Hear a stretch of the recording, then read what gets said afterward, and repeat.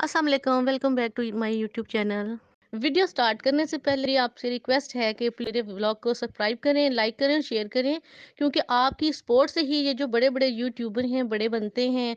और आप हमें भी करें, क्योंकि हम लोग जो शुरू करते हैं शौक से अपना व्लॉग बनाना और मेहनत करते हैं, तो प्लीज़ हमें भी कुछ ऐसा मौका दें ताकि हम भी बड़े-बड़े यूट्यूबर की लिस्ट में आएँ। और कमेंट करें ताकि आपके लिए अच्छे-अच्छे हम व्लॉग बनाएँ और सजेशंस दें हमें। थोड़ी देर के बाद मैं अंदर आई जब, तो मेरी मेड आ गई थी, मेरी हेल्पर। उन्होंने जब काम शुरू किया तो मैंने कहा चलें मैं आपका व्लॉग बनाती हूँ, क्योंकि वो बड़ी एजी, वो कहती हैं वो खुशी से बनवा लेती हैं। खैर, वो कहती हैं कोई बात नहीं, बना लो। वो काम कर रही थी, मैंने कहा चले मैं ये साथ साथ आपकी वीडियो बनाती हूँ। उसके बाद मैंने कहा चले वॉशरूम वाली साइड, पिछली वाली साइड पे जाते हैं। तो मैंने उनसे कहा कि ये साफ़ करें, बड़े दिनों से ये साफ़ नहीं हुआ था, पिछला एरिया जो हमारे घर का।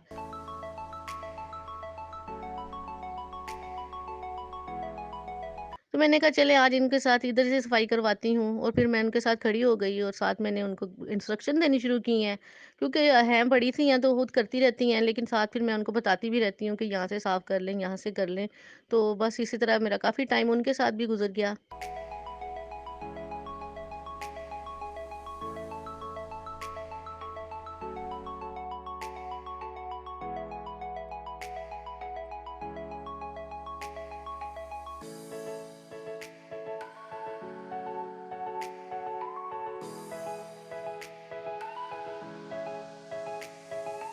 यहाँ पे मैं ये जो लहसुन प्याज वाली जो बास्केट होती है ना, इसको धुलवा रही हूँ। ये काफ़ी गंदी लग रही थी मुझे, और मैंने सारा इसमें से लहसुन प्याज निकाल के, और मैंने अपनी मेड से कहा कि इनको धो दें ज़रा। तो वो बस जैसे धो रही हैं इसको, और मैं उनके साथ खड़ी।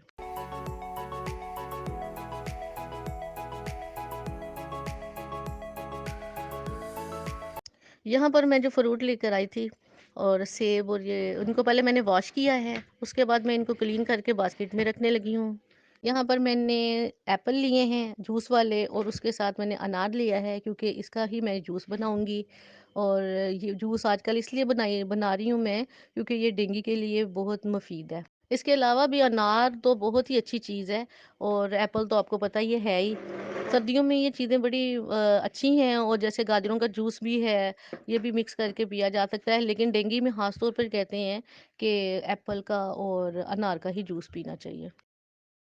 जब डेंगू आया था ना फर्स्ट टाइम 2013 में, तो मैं बहुत एहतियात करती थी। हर वक़्त मैंने स्प्रे करना, वॉशरूम में स्प्रे करती थी, जहाँ मच्छर नज़र आता था वहाँ करती थी, और डिटॉल डलवानी और फ़िनाइल डलवानी, इस तरह करना। तो बड़े एहतियात में करती थी।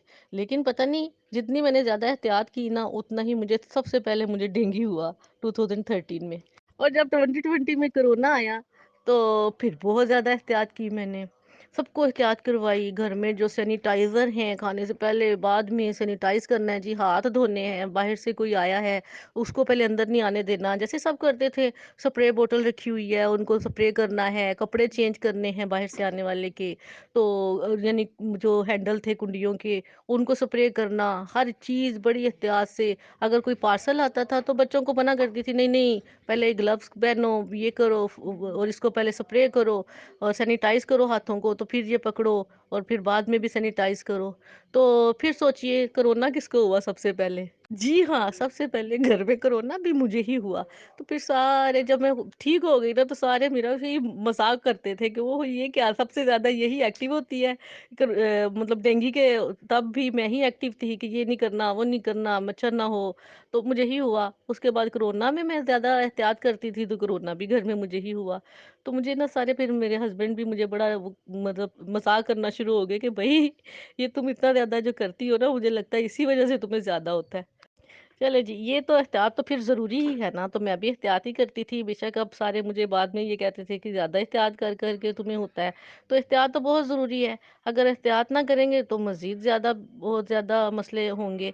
तो इस वजह से एहतियात तो मैं करती थी, बाकी तो अल्लाह की मर्ज़ी कि वो सबसे पहले मुझे ही जो भी हिट किया, दोनों चीज़ें, ये दोनों ही जो वबाएँ आई, मुझे सबसे पहले हिट की थी।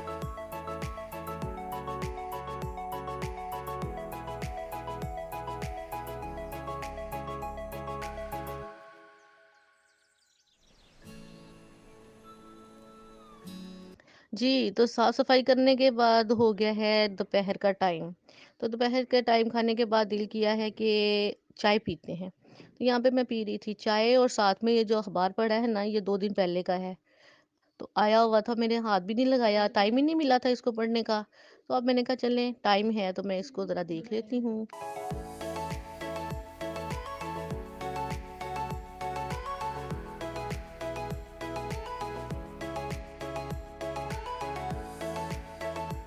दोपहर की चाय यहाँ मैं पी रही थी, साथ में ये न्यूज़पेपर पकड़ा हुआ मैंने अखबार, 2-3 दिन पहले का जो आया हुआ था, तो फिर टाइम नहीं मिल रहा था और इसमें कोई ख़ास न्यूज़ तो है नहीं है। फिर मैंने ये इसका जो मैगज़ीन होता है वो देखा है मैंने।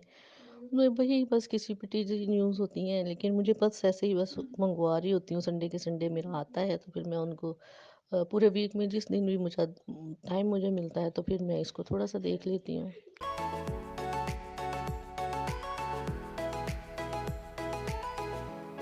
जी, यहाँ पे पार्सल आ गया है मुझे, जो कुछ दिन पहले मैंने ऑर्डर किया हुआ था, वो मेरी बेटी की है। ये देखिए, ये है जी एक ज़िपर, ब्लैक कलर का ज़िपर एक मँगवाया था और जी इसका कपड़ा भी अच्छा है, फ्लीस की तरह है, मोटा है और ये दूसरा भी जी ज़िपर है और ये ब्लू कलर में है और इसका भी अच्छा है, ये सॉफ्ट सा है फ्लीस की तरह इसका कपड़ा है और मटेरियल इसका अच्छा है और ये ज़्यादा मोटे भी नहीं है, ये वैसे हैं कि नीचे आपने अगर पहना हुआ है ना स्वेटर वगैरह तो उसके ऊपर आप ये पहन लेते हैं, क्योंकि बच्चे जाते हैं यूनिवर्सिटी कॉलेज वगैरह तो जैसे नीचे पहन लिया तो उसके ऊपर ये हुडीज़ पहन ली, तो ये ब्लू कलर तो बहुत ही प्यारा है, सॉफ्ट सा कलर है और बहुत अच्छा सा है, जैसे जीन्स की पैंट के साथ इसका बहुत अच्छा कॉम्बिनेशन बन जाएगा।